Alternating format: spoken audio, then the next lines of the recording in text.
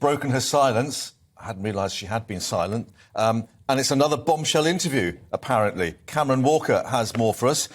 Bombshell or damp squib? Well, broken her silence, having previously done 2 other magazine interviews over the last couple of months. Yes. Well, the shoot she did for Variety, which I believe we have, you can see it on your screens, hopefully, in a few seconds, was actually done just 8 days before Her Majesty the Queen passed away. So this was originally meant to be just kind of a promo, perhaps, we understand, for her Archetypes podcast, which is currently streaming on Spotify. Of course, we know there's a multi-million-dollar deal with Spotify and Netflix with Meghan and Prince Harry as well.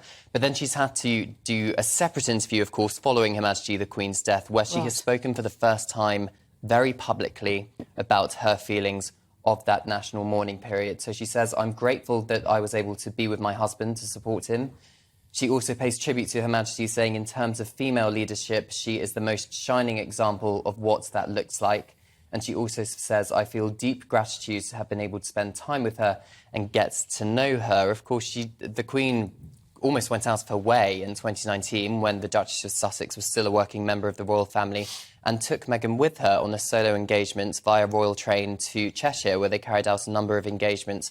I think that was perhaps the Queen extending an arm to Meghan, and of course none of us knew at that point what was going on behind the scenes, which would eventually lead to Meghan leaving the royal family as working members of the royal family with her husband. But I think another crucial thing about this interview, having read it, is the author's comments at the top. And she said during the photo shoot, she came, she was warm, she was graceful, she shook hands with every crew member, every photographer, everyone who was basically on the set. Now, this is significant because if you remember in Tom Bower's biography, Revenge, which came out a few months ago... I bought it. Have you read it? I did. I have. I've got the audio book. Have you read it? I've got the audio book. Oh. I mean, you know, who wants to, do that when you could just... You can just listen on the train. Can I just ask, does she actually voice the audiobook herself? No, it's Tom Bowers. Tom Bowers. Oh, I see what you mean. Right, okay, right, I'm with you. Right, OK. My point being, Gloria, I'm sure you'll remember, when Meghan was still an actress on Suits, she did a photo shoot for a Canadian budget clothing brand where it was described that she was very difficult to work with that particular shoot. So for me, the fact that it's so very clearly in black and white in this particular interview seems like a bit of a PR stunt to show that she is warm and affectionate. There's quite an interesting quote here from the piece as well. "It's been a complicated time, but my husband, ever the optimist." We're still not clear what happens about his book, which was due to come out, and suggestions that maybe he's having to rethink elements of that because of what's happened with the Queen and the funeral and the fact that they had that reception when they walked around the crowds at Windsor.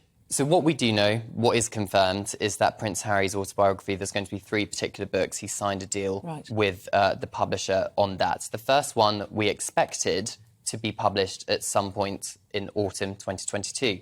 It is autumn 2022, isn't it? And we're no closer to finding out the exact release date. Yes, you're right, there was reports that following Her Majesty the Queen's death, there was negotiations ongoing as to perhaps make changes to this autobiography. We're not sure why, but the cynics in me and perhaps people speculating online or in papers are saying that that's because he wants to tone down some of the descriptions he has, or perhaps the things he has to say about members of his own family in the wake of Her Majesty the Queen's death. Of course, it could be too late because it's already gone to the publishers, but we simply don't know at this point. It's all unconfirmed. So we've got the podcast, we've got the possible book.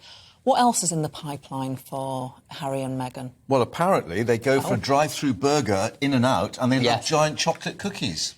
Well, that's not going to earn them. They're well worth the money then. They certainly are. I mean, Meghan was asked lots of things during that interview, one of which she describes a day where she is driving, because they live 2 hours outside of LA in Montecito. They did back-to-back meetings in LA. And Meghan says in between Montecito and Los Angeles, there is an In-N-Out burger chain. And they go to the drive-through occasionally. It's Prince Harry's favourites, and he surprises the staff there. How much are they being paid?